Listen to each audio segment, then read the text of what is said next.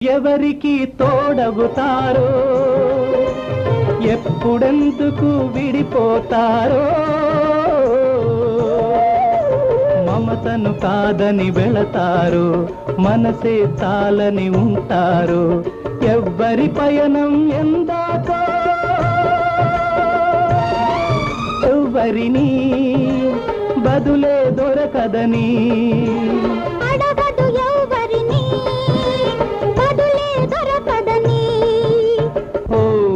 బాటసారి ఇది జీవిత రహదారి ఎంత దూరమో ఏది అంతమో ఎవరు ఎరుగని దారి ఇది ఒకరికి సొంతం కాదు ఇది బాటసారి